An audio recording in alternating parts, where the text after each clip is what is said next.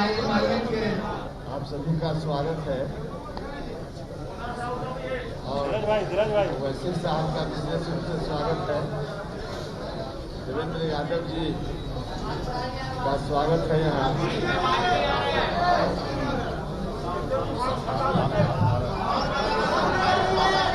और यहाँ बहुजन समाज पार्टी के बिहार के इंचार्ज रामजी सिंह डॉक्टर संजय चौहान साहब का संतोष पांडे जी का स्वागत है। केवल बाद अभी थोड़ी बात करेंगे, बस बाद में अपनी बात में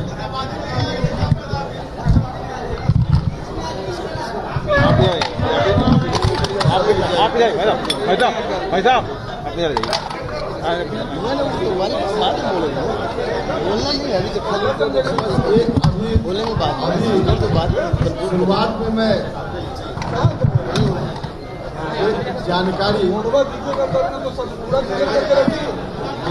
देना चाहता हूँ और उसके बाद फिर बाद में मैं अपनी बात अभी आपके सामने यह घोषणा की है। जितने दल के नेता साथियां उपस्थित हैं, सभी दल ने फैसला लिया है एक गठबंधन में चलने का, जिसके नाम के बारे में और कौन कौन सी पार्टी इसमें शामिल है उसके बारे में अभी आपको जानकारी दी गई। इस फ्रंट के संयोजक श्री देवेंद्र यादव जी होंगे। देवेंद्र यादव जी को आप सब लोग जानते हैं, पूर्व भारत सरकार के मंत्री, समाजवादी नेता कर्पूरी ठाकुर जी के साथ और अब तक यहाँ की पूरी यात्रा से आप सब लोग अवगत हैं। तो इस फ्रंट के संयोजक श्री देवेंद्र यादव जी हैं। अब देवेंद्र जी बात करेंगे और फिर बाद में मैं अपनी बात करूँगा। आज ऐसे वक्त हम लोग इकट्ठा हुए हैं, न केवल एक दल, जिन दलों का चर्चा अभी आपके बीच में किया गया है, बस ये हमारा रालोसपा, AIMI और बसपा, इसके बाद यहाँ राजभर जी की पार्टी है, ओम प्रकाश राजभर जी की, इसके बाद है जनतांत्रिक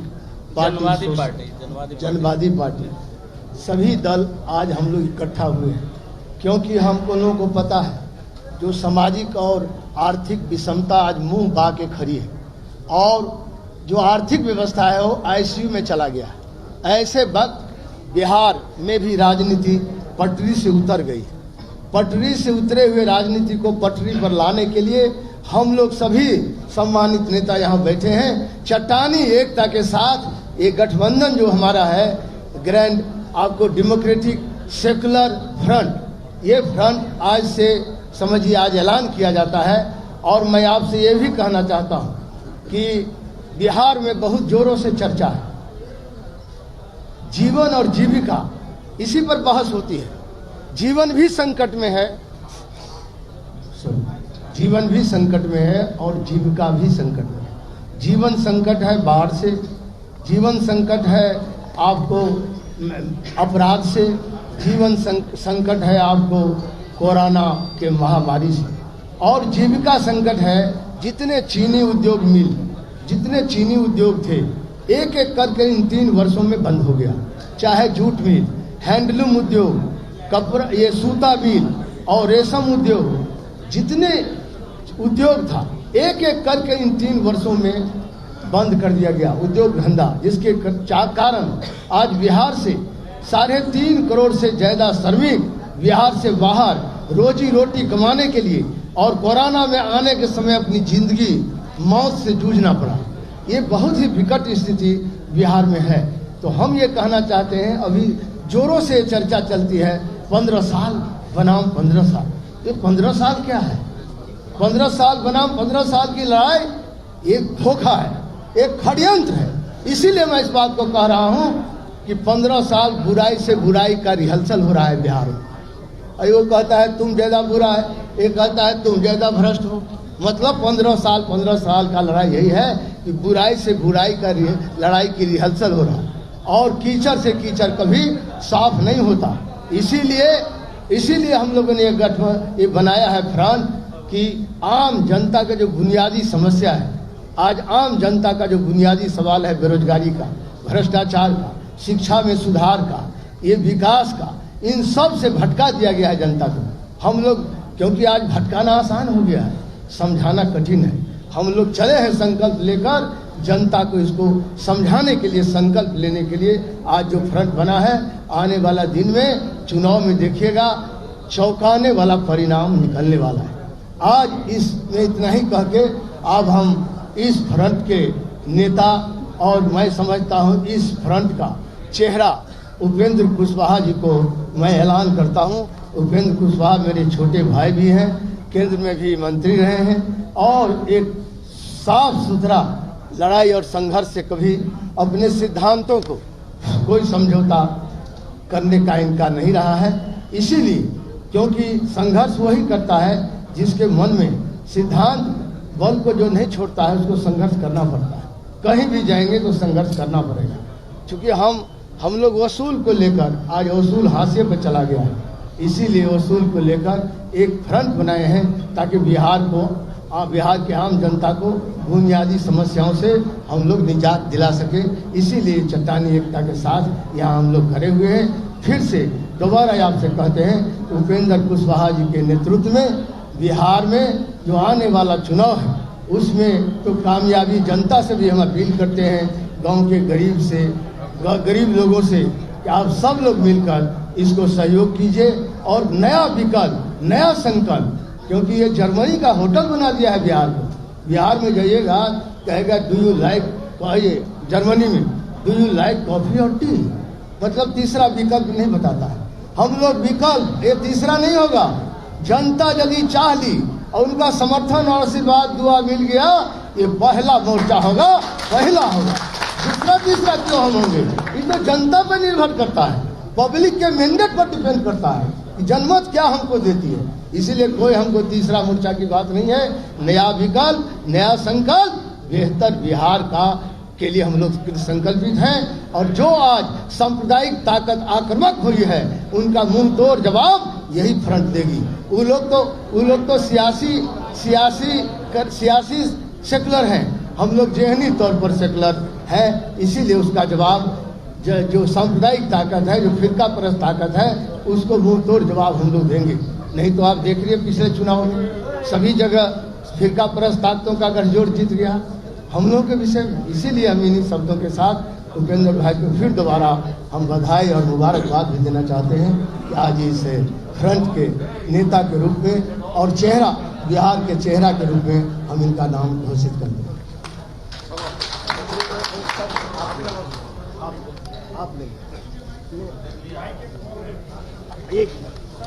ओवैसी साहब का परिचय देने के मोहताज ओवैसी साहब नहीं है। देश और दुनिया में ओवैसी साहब जब मैं पार्लियामेंट में था 2004 में तब आए थे, और उससे पहले भी 5 बार मैं लोकसभा में रहा हूँ। ओवैसी साहब का मैं स्वागत करता हूँ आज के इस प्रेस कॉन्फ्रेंस में। और जो गठबंधन बना है हमारा, कल भी हम यूडीए से बनाए हुए थे, अब इसका बृहत रूप, ये एक एक्सटेंशन हुआ, इस गठबंधन का एक्सटेंशन हुआ है जिसमें हमारे बासपा के भाई और सभी राजभर जी और उपेंद्र कुशवाहा जी सब लोग इसमें पहुंचे हैं, क्योंकि हमारा इनका विचारधारा मिलता जुलता है। ये भी संघर्ष करते हैं, हम भी संघर्ष करके आए हैं। इसीलिए क्योंकि हम जननायक कर्पूरी ठाकुर के लिए भी इस्तीफा दे दिए थे 3 महीने में, जिन्होंने बताया समाजवाद को जिन लोगों ने गड्ढे में गिरा दिया, समाजवाद को जो इन लोगों ने अपहृत कर लिया है, गड्ढे में गिरा दिया है, उस समाजवादी व्यवस्था को कायम करने के लिए हम जो वंचित वर्ग है, समाज से जो सबसे कटा हुआ समाज है,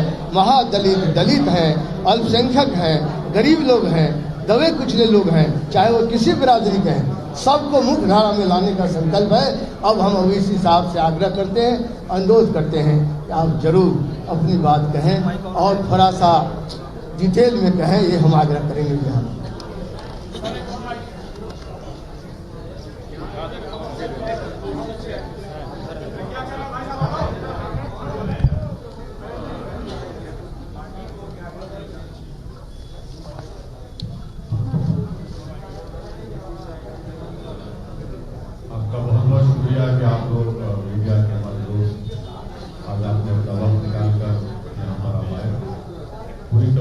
से आप देवेंद्र प्रसाद यादव साहब ने अपनी तफसील पूरी डिटेल आपको बता दी है और हमारी पार्टी के लिए भी ये बड़ी खुशी की बात है कि हम इस पार्टी अलायंस का हिस्सा हैं और जैसा कि अभी इस बात का भी अनाउंसमेंट और ऐलान किया गया कि जनाब कुशवाहा साहब इस समीकरण के इस अलायंस के चीफ मिनिस्टर कैंडिडेट रहेंगे और हम अपनी तरफ से अपनी पार्टी के हमारे जिम्मेदार हैं पूरी कोशिश करेंगे कि इस अलायंस के जहाँ जहाँ कैंडिडेट खड़े रहेंगे हम उसके लिए मेहनत करेंगे। हम बिहार की जनता से भी एक दर्दमंदाना अपील करेंगे कि वो हमको अपने आशीर्वाद से, अपनी दुआओं से, अपनी मोहब्बत से, अपने ओठों से नवाज कर बिहार में एक ऑल्टरनेट पॉलिटिक्स को प्रमोट करें, क्योंकि 15 साल नीतीश कुमार बीजेपी के और 15 साल आरजेडी कांग्रेस के, इससे बिहार के गरीब जनता का कोई फायदा नहीं हुआ। सोशल, इकोनॉमिक, एजुकेशन इंडिकेटर्स में बिहार बहुत पीछे हो चुका है। इसलिए ये बिहार के रोशन मुस्तकबिल के लिए बहुत ज़रूरी है कि इस तरह का एक अलायंस यहाँ पर बना है। हम अपनी तरफ से पूरी कोशिश करेंगे। मैं जनाब कुशवाहा साहब का, पीएसपी का, राजभर साहब का और तमाम दीगर पार्टीज़ का शुक्रगुजार हूँ कि हम लोग एक प्लेटफॉर्म पर यहाँ पर जमा हुए और हमारे कन्वीनर साहब देवेंद्र प्रसाद यादव साहब हम लोग पूरा मिलकर कोशिश करेंगे कामयाबी हासिल हो। और हमको यकीन है कि इस बार जो बिहार की जनता में एक उठन महसूस हो रही है कि एक ऑल्टरनेट पॉलिटिकल प्लेटफॉर्म आज हम उनको प्रोवाइड कर रहे हैं और मुझे यकीन है कि इससे बहुत बड़ा फायदा बिहार की जनता का ही होगा। आपने प्रदेश अध्यक्ष ने ऐलान किया था 50 सीटों पर चुनाव लड़ने का। थोड़ा रुक जाइए, हम कहीं नहीं जा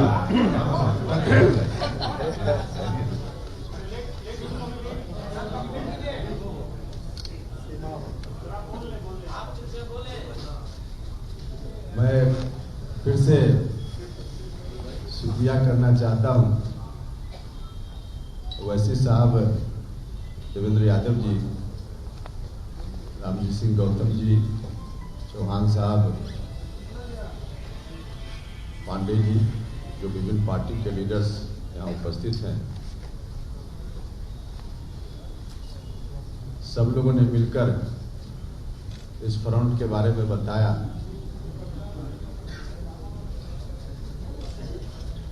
इस देश में एक ताकत बांटो और राज करो की नीति पर चल रही है। मैं उनसे कहना चाहता हूं कि तुम जितना बांटोगे उतना ही हम जुटेंगे, करीब होंगे। एक बड़ा संदेश इस फ्रंट का यह है और खासकर अभी बिहार के चुनाव में जिस तरह से चल रहा है, तो फेल विद्यार्थी के बीच कंपटीशन, एक ने 17 नंबर लाए, दूसरे ने 19 नंबर। अब 19 नंबर वाला कह रहा है कि हम उनसे अच्छा हैं। यह दोनों फेल हैं। बिहार की जनता ने इस कंपटीशन के लिए नीतीश जी आपके ऊपर दायित्व नहीं सौंपा था।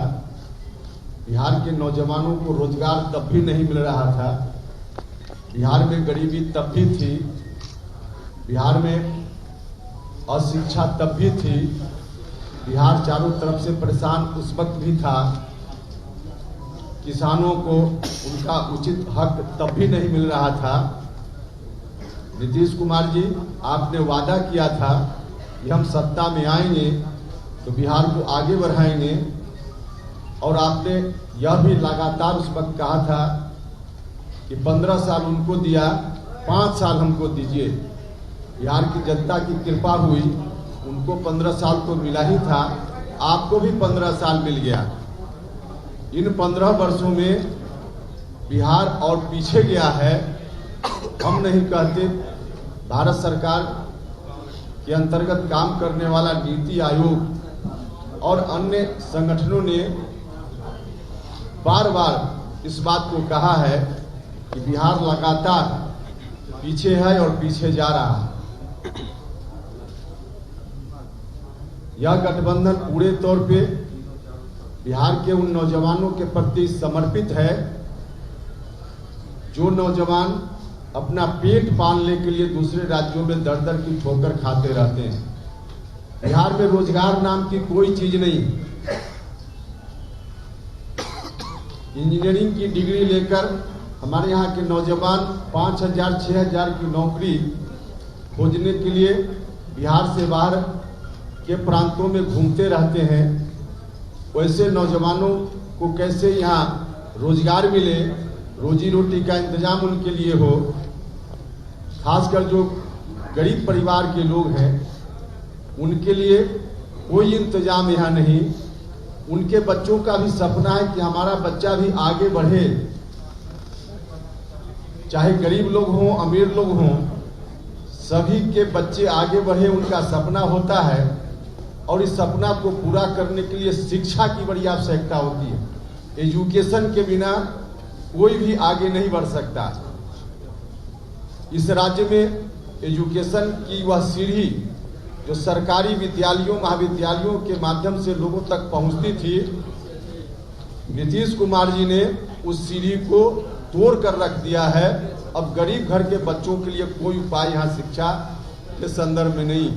जो पैसे वाले लोग हैं चले जाते हैं दूसरे प्रांतों में, उनके पास धन है, अपने बच्चों को वहाँ पढ़ाते हैं। लेकिन जो गरीब घर के बच्चे हैं उनका सपना चकनाचूर हो रहा है, रोज हो जाता है और पीढ़ी दर पीढ़ी बर्बाद हो रही है। पिछले 30 वर्षों में कितने लोग आए जिनका जन्म हुआ होगा 30 साल पहले, आज 30 वर्ष की उम्र में उसके बाद जिन बच्चों का जन्म हुआ होगा, आज रोजगार ढूंढने के क्रम में कुल मिला जुलाकर इन दोनों ने पीढ़ियों को बर्बाद किया है। हम बिहार की जनता से आग्रह करते हैं, प्रार्थना करते हैं कि उन दोनों को आपने 15-15 साल दिए, 30 साल, सिर्फ 5 साल इस गठबंधन को बिहार की जनता दे। हम बिहार की जनता से आग्रह करते हैं, निवेदन करते हैं। 5 वर्षों में हम लोग करके बताएंगे कि नौजवानों को रोजगार कैसे मिलता है इसी बिहार की धरती पे, शिक्षा की अच्छी व्यवस्था सरकारी संस्थानों में कैसे होती है हम बताएंगे। इलाज के लिए लोगों को दिल्ली नहीं जाना पड़ेगा, यह करके हम दिखाएंगे। जब नरेंद्र मोदी जी उस वक्त प्रधानमंत्री नहीं थे, प्रधानमंत्री की उम्मीदवारी को लेकर घूम रहे थे 2014 के चुनाव में, लगातार उन्होंने कहा कि बिहार के लोगों को हम सत्ता में आएंगे तो पढ़ाई दवाई कमाई के लिए बाहर नहीं जाना पड़ेगा। आज पढ़ाई के लिए, दवाई के लिए, कमाई के लिए लोगों को बाहर जाना ही पड़ता है, यहाँ कोई उपाय नहीं। इस गठबंधन की ओर से हम कहना चाहते हैं कि बिहार में पढ़ाई दवाई कमाई, किसानों के लिए सिंचाई, कार्रवाई और सुनवाई, तमाम चीजों की अच्छी व्यवस्था यह गठबंधन करेगा। सत्ता में आने के बाद हम उम्मीद करते हैं कि बिहार की जनता भरोसा करेगी। बाकी विस्तृत रूप से भी जो कार्यक्रम हम लोग का होगा, एजेंडा होगा, हम आपके समक्ष विजन डॉक्यूमेंट के रूप में बाद में लेकर आएंगे, आपको बताएंगे।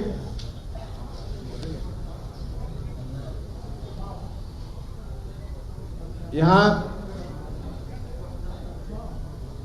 पार्टी का नाम तो आपने बताइए। हाँ,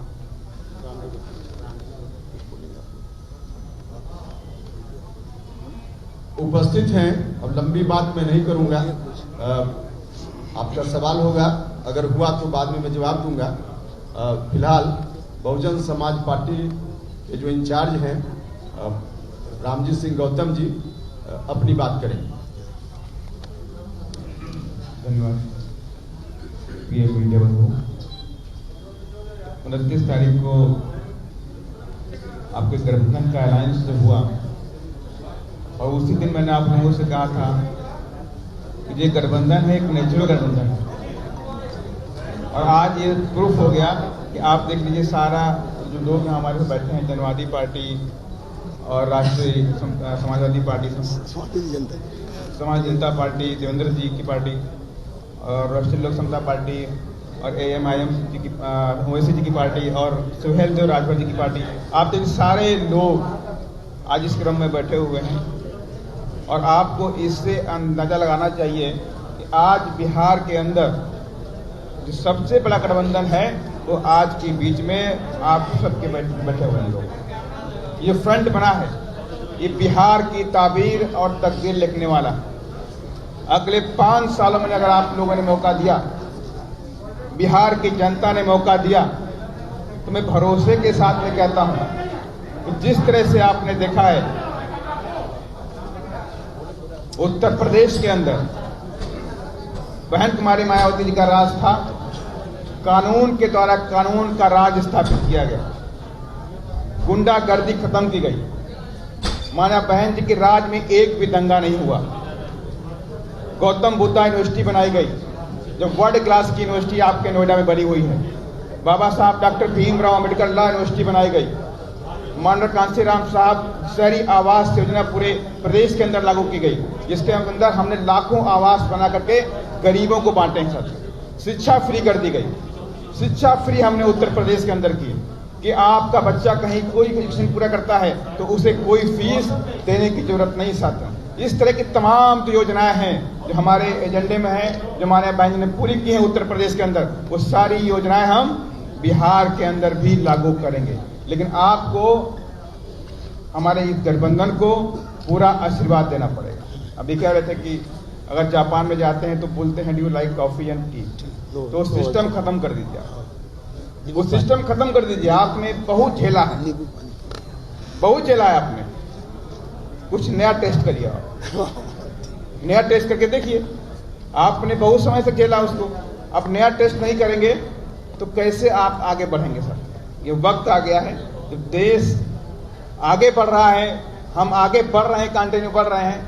अभी तो पीछे चल रहा है, पिछले 5 सालों से बहुत पीछे हो गया था सर, पीछे हो गया है, लेकिन उससे पहले ही बढ़ रहा था और आगे बढ़ाएंगे। लेकिन आपका साथ जरूर है। अगर आपका साथ नहीं मिलेगा तो हम देश को भी नहीं बढ़ा सकते। लेकिन अभी बिहार है, तो बिहार को बढ़ाने के लिए आपने बहुत झेला। बाढ़ भी झेलते हैं, भुखमरी भी यहाँ पे होती है, गरीबी भी है, अशिक्षा भी है, जॉब भी नहीं है, फैक्ट्रियाँ भी नहीं है। तो आखिर फैक्ट्रियाँ हर जगह हो सकती हैं तो बिहार के अंदर क्यों नहीं हो सकती? और खेती हर जगह हो सकती है तो बिहार के अंदर क्यों नहीं हो सकती है? अवैसी जी साहब तेलंगाना से आते हैं, हैदराबाद में उधर का भी इंचार्ज हूँ, तेलंगाना का भी इंचार्ज हूँ। तो वहाँ पर जो मैंने देखा है कि किस तरह से डेवलप किया गया कि जो बाढ़ का सिस्टम था खत्म कर दिया गया, जगह जगह डैम बना दिए गए, जगह जगह बैराज बना दिए गए, सारा बाढ़ का सिस्टम खत्म कर दिया गया। उत्तर प्रदेश भी बाढ़ में आता था पहले, लेकिन वहाँ पर भी शारदा बैराज जैसी योजनाएं शुरू की गई और तमाम सारे डैम बनाए गए, सारा बाढ़ का सिस्टम खत्म हो गया। लेकिन यहाँ पर क्या होता है, यहाँ पर जो भी पार्टियां सत्ता में आती हैं वो सिर्फ या तो अपने बच्चों को लॉन्च करने की प्लानिंग करती हैं या अपने जेबों को भरने का काम करती हैं, कभी गरीब जनता के बारे में कभी नहीं सोचती सर। इसलिए साथियों, मैं आप लोगों से पुनः आग्रह करता हूं, पूरे प्रदेश की जनता से आग्रह करता हूं, आप लोग इस बार हमारे इस गठबंधन को आप अपना आशीर्वाद दीजिए। और मैं दावे के साथ में कहता हूं कि आपको निराश होने की जरूरत नहीं पड़ेगी। धन्यवाद।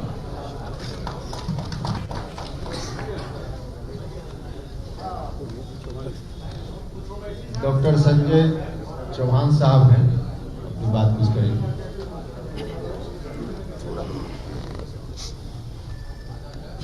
धन्यवाद। बिहार की आवाम के लिए जो लोग एनडीए के सामंतवाद और पूंजीवाद से मुक्त होना चाहते हैं और यूपीए के जातिवाद और गुंडावाद से मुक्त होना चाहते हैं और इस देश में बाबा साहब भीमराव अंबेडकर, डॉक्टर राम मनोहर लोहिया और भगत सिंह के विचारों की सरकार चाहते हैं, निश्चित तौर पर वे सभी लोग हमारे मोर्चे के साथ होंगे और यह हमारा मोर्चा इन हमारे महापुरुषों के आदर्श पर एक बेहतर सरकार बनाने का काम करेगा और बिहार की आवाम इस विकल्प को चुनेगी और यही हमारा मोर्चा ही एनडीए और यूपीए का वास्तविक विकल्प है बिहार के लिए। धन्यवाद।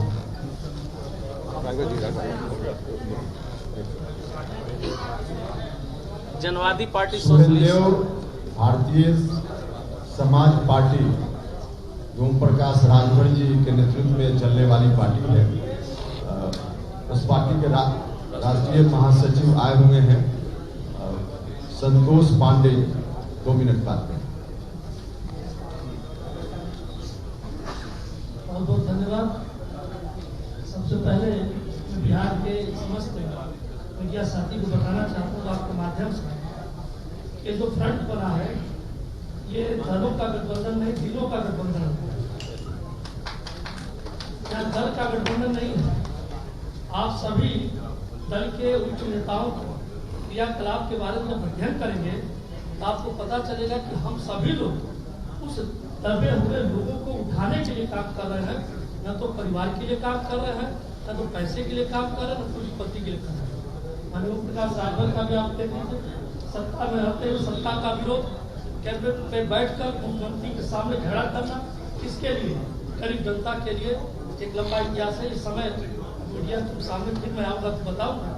फिलहाल मुझे पूरा विश्वास है कि जो बिहार की दुर्दशा है उस दुर्दशा से निजात पाने के लिए इस फ्रंट से बेटर कोई विकल्प बिहार की जनता को नहीं मिलेगी। मुझे उम्मीद है कि आपका समर्थन मिलेगा और हम लोग 5 साल के अंदर वो काम करके दिखाएंगे जो 30 साल में सभी लोगों ने मिलकर किया नहीं कर पाए, वो काम बहुत बहुत धन्यवाद। अब कुछ पूछना चाहते हैं तो पूछिए। अब कोई सवाल वैसी साहब से?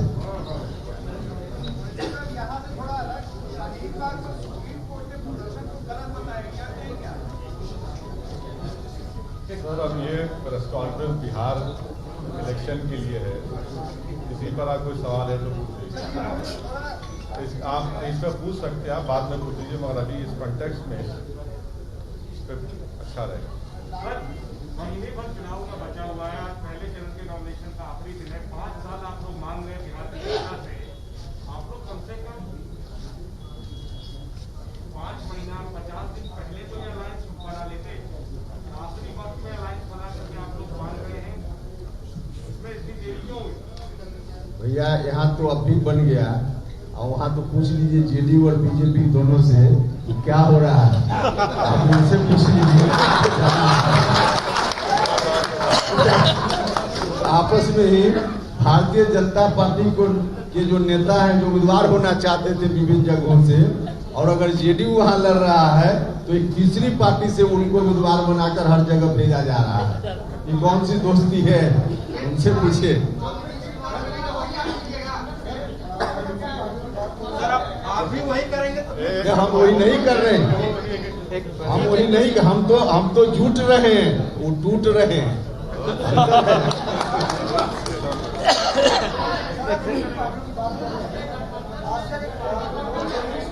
अरे भाई थोड़ी शांति बनेगा तो सुन पाएंगे।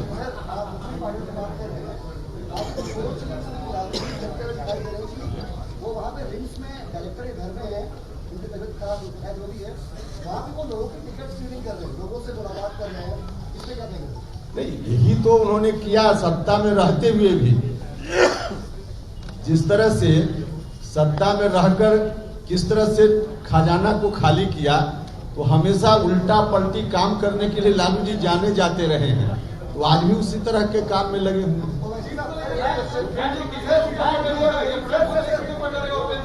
क्या बताएं? सीट कितने पर लड़ेंगे? देखिए 243 सीटों पर यह फ्रंट लड़ेगा। बाकी किस पार्टी से कितनी सीटों पर हम लड़ेंगे बाद में बताएंगे। क्या फर्स्ट फेज का है। मेरा एक सवाल है, आप लोग इसमें कई 2-3 पार्टियां ऐसी हैं जो 4 बार 5 बार कई पार्टियों के साथ शेयर करते हैं, पावर शेयर करते हैं।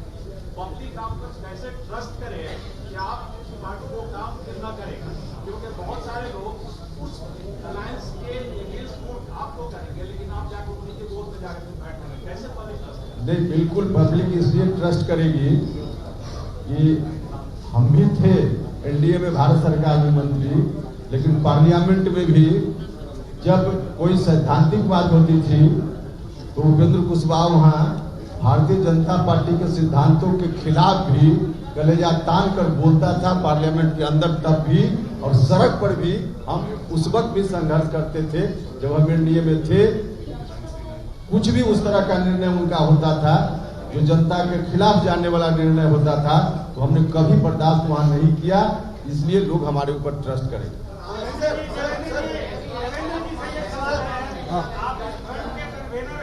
बोलिए बोलिए बोल। अब एक बोले बोले जी ना, अभी यहाँ जो सवाल हो रहा है उधर सवाल हो रहा है, प्लीज। अरे एक बार में 2 सवाल कैसे हो? हाँ बोलो जी। सरकार बनने बनाने की स्थिति आती है बिहार में आपकी इस फ्रंट की, तो मुख्यमंत्री का चेहरा कौन होगा? आपको घोषित हो चुका है, फिर रिपीट क्यों कर रहे हैं दोबारा? अभी तो ओबीसी साहब ने स्पष्ट कर दिया है, मुख्यमंत्री का चेहरा उपेंद्र कुशवाहा जी होंगे। बिहार का सीएम कैसा होगा?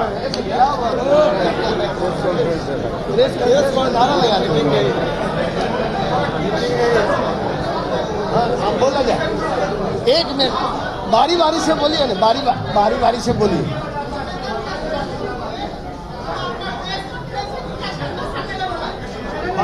बारी बारी से बोलिए ना, जो प्रश्न पूछना है पूछिए। अरे क्या आप भी क्या बोले?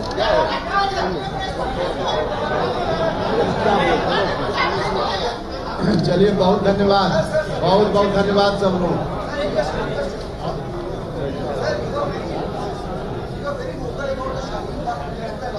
फिर वही बात वो इस कॉन्टेक्स्ट में नहीं है, बोल दिया। सवाल कुछ करना हो different occasion. बोलिए Talk about this.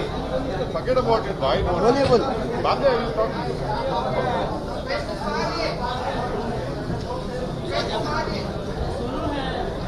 बोलिए, नहीं आपको सुन पा रहा। आप खरीब आइए, खरीब आके बोलिए। अरे खरीब आइए। I want to hear you. No.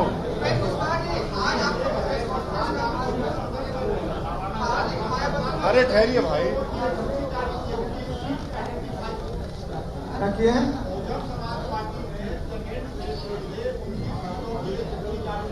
हाँ, अरे भैया, बहुत कुछ एक्सरसाइज करने के बाद कोई चीज बनती है। तो आज आपके सामने हम दिख रहे हैं, लेकिन एक्सरसाइज पहले से हो रहा था, इसलिए बीएसपी ने जारी किया है। अरे नहीं भाई, हम तो मिलकर किया है, मतभेद क्यों होगा? कोई जरूरी नहीं है कि जिस समय बीज डाले उसी समय हम आपको बताएं। बीज डालने के बाद जब फल फूलता है तब आपको बता रहे हैं, बस अंतर इतना है। तो आज एक सवाल सुनिए, ओवैसी साहब का सीमांचल में वर्चस्व है, काम कर रही उनकी पार्टी, वहाँ भी आपकी दावेदारी होगी? अरे अभी बिहार में जहाँ जहाँ दावेदारी होगी हम लोग मिलकर बजाबता आपको बता देंगे कि कहाँ कौन पार्टी चुनाव लड़ रही है, बता दें। Thank you. चलिए, बहुत धन्यवाद सब लोग।